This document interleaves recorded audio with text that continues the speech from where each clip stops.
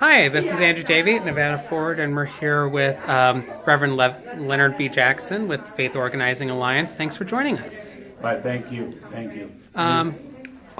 First off, just a few minutes ago, I participated at a roundtable discussion and remembrance vigil here at the Battleborn Progress Office, talking about gun violence. Especially, it's just been a little over 2 months since the October 1st shooting and 5 years since the Sandy Hook massacre. When did you first begin to, when were you first exposed to this issue, and why do you feel so strongly about gun violence prevention now? You know, being a Vietnam veteran, number one,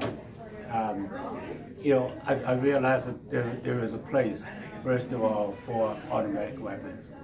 And I'm a strong believer that the place for automatic weapons is not in the hands of common citizens. Mm-hmm.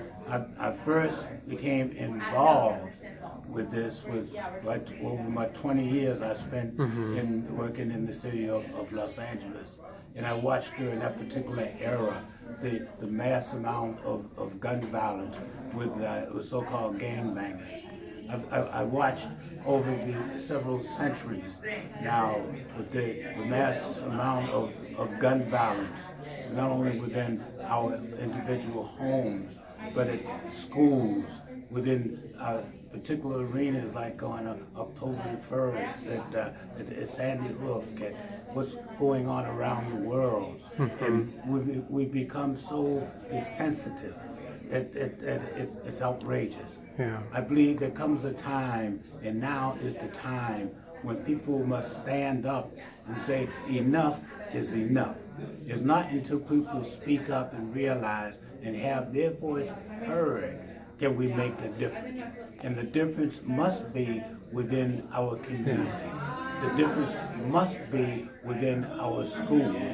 The difference must take place with not the OGs, the old folks having something to say, but for the sake of our future, it's our millennials that must stand up along with us and be the voice, because they are our future.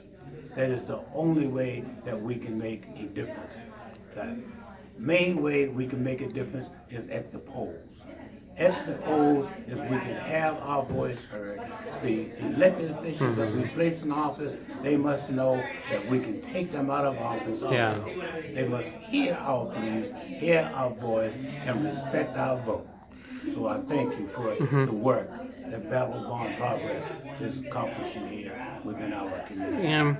Now you mentioned folks going to the polls. I imagine for many here in Nevada, it still feels a little jarring that in the last presidential election, 2016, voters here approved Question 1, the ballot initiative, to close background check loopholes. Yet since then, the state has not been enforcing that law. And so, how do you respond to this? Voters approved a law, and yet it's still not being enforced. Again, it goes back to having our voice heard. We cast our vote, that was our voice. When we cast a vote, it's law. Then it comes our turn again to take that second step. And that second step again is not just the ballot box. The second step again is to confront our elected officials and make them understand and know. And I said it already, that we put them into office, we'll take their behinds out of office if they do not comply to the law. If they do not enforce our voices and our desires. Not only our desires, but our need. Yeah, and then we see what's happening at the national level, where it's been 2 months since we had this horrific tragedy here in Las Vegas. And initially, there was a conversation in Congress. You even had some Republicans step forward and say, you know what, maybe we need to do something about bump stocks. And yet, since then, we've seen multiple bipartisan bills to restrict access to bump stocks go nowhere. And instead, a few days ago, the House passed a bill to require all states to accept any state's concealed carry permit. What, how do you try to make sense of that? It's very difficult at this ticket to watch to make sense of things like this. Number one, when you take a look at, let's say, for example, the state of Nevada, at least if you want a concealed weapon permit, okay, there's certain standards that you must meet. When you take a look at California, very strict gun control laws there. Yeah. Okay, these are the type of laws that you need to take a look at, standards that you must take a look at.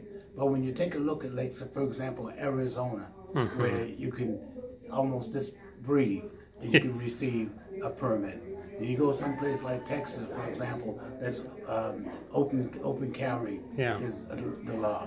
There must be a standard across this nation. When you have more people in this country being killed or assaulted with weapons than you do killed in automobile crashes, fires, or any other means, there comes time when you must take a close look at what is going on within our nation and make a difference.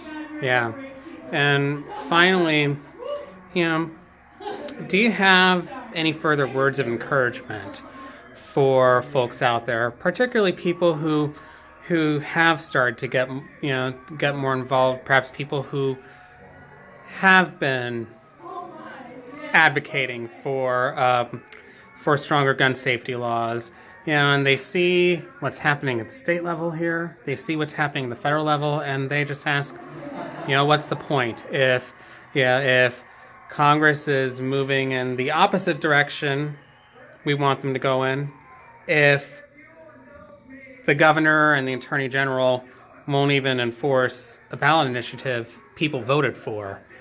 Is there any way to beat back the forces of the gun lobby? Yes, there is.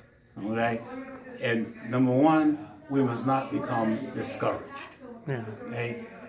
We are the same individuals that put these individuals into office. Again, I said it once and I'll say it again, and I'll say it to the grave. Okay? We put these individuals in office, we can take them out of office. I suggest very strongly that we know we passed the law, stand up, let your voices be heard, take it back to the ballot box again, and if the individuals that you place in the office does not abide to our vote and our needs, they're going to remove them and replace them.